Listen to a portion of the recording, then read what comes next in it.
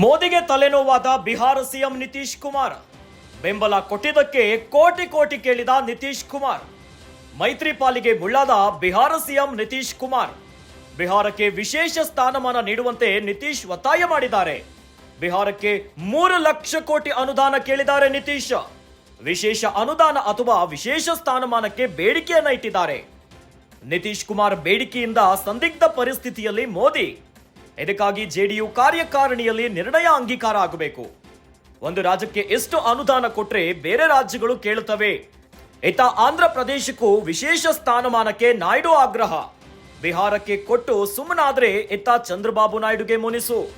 2 ರಾಜ್ಯಗಳಿಗೆ ಕೊಟ್ಟು ಬೇರೆ ರಾಜ್ಯಗಳಿಗೆ ಕೊಡದಿದ್ರೆ ವಿಪಕ್ಷಗಳಿಗೆ ಆಹಾರವಾಗುತ್ತೆ. ಜೊತೆಗೆ ಇಬ್ಬರ ಬೇಡಿಕೆ ಈಡೇರಿಸಿದ್ರೆ ಆರ್ಥಿಕತೆ ಮೇಲೂ ಭಾರಿ ಹೊಡೆತ ಬರುತ್ತೆ.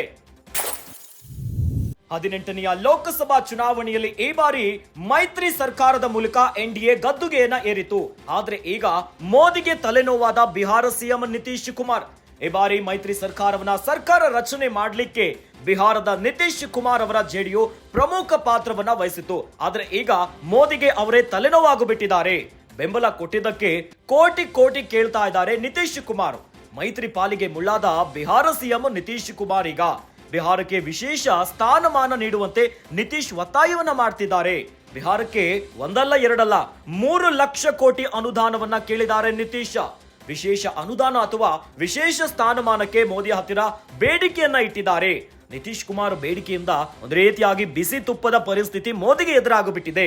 ಇದಕ್ಕಾಗಿ ಜೆಡಿಯು ಕಾರ್ಯಕಾರಿಣಿ ನಿರ್ಣಯ ಅಂಗೀಕಾರವಾಗ್ತಾ ಇದೆ. ಒಂದು ರಾಜ್ಯಕ್ಕೆ ಎಷ್ಟು ಅನುದಾನವನ್ನ ಕೊಟ್ರೆ ಬೇರೆ ರಾಜ್ಯಗಳು ಕೇಳ್ತಾವೆ.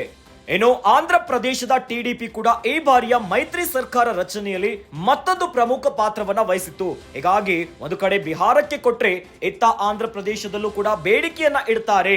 ಆಂಧ್ರ ಪ್ರದೇಶಕ್ಕೂ ಕೂಡ ವಿಶೇಷ ಸ್ಥಾನಮಾನಕ್ಕೆ ನಾಯ್ಡು ಆಗ್ರಹ ಮಾಡ್ತಾರೆ. ಹೀಗಾಗಿ ಬಿಹಾರಕ್ಕೆ ಕೊಟ್ಟು ಸುಮ್ಮನಾದ್ರೆ ಇತ್ತ ಚಂದ್ರಬಾಬು ನಾಯ್ಡುಗೂ ಮುನಿಸಾಗುತ್ತೆ. ಇನ್ನು 2 ರಾಜ್ಯಗಳಿಗೆ ಕೊಟ್ರೆ ಬೇರೆ ರಾಜ್ಯಗಳು ಕೂಡ ಧ್ವನಿ ಎತ್ತುತ್ತವೆ. ಇನ್ನು ವಿಪಕ್ಷಗಳಿಗೆ ಇದೇ ಆಹಾರವಾಗುಬಿಡುತ್ತೆ. ಜೊತೆಗೆ ಇಬ್ಬರ ಬೇಡಿಕೆ ಈಡೇರಿಸಿದ್ರೆ ಆರ್ಥಿಕತೆ ಮೇಲೂ ಕೂಡ ಭಾರಿ ಹೊಡೆತ ಬರುತ್ತೆ. ಇದೀಗ ನರೇಂದ್ರ ಮೋದಿ ಅವರ ಹೊಸ ಸರ್ಕಾರಕ್ಕೆ ಈಗ ಬಿಸಿ ತುಪ್ಪದ ವಾತಾವರಣ ಬಂದುಬಿಟ್ಟಿದೆ.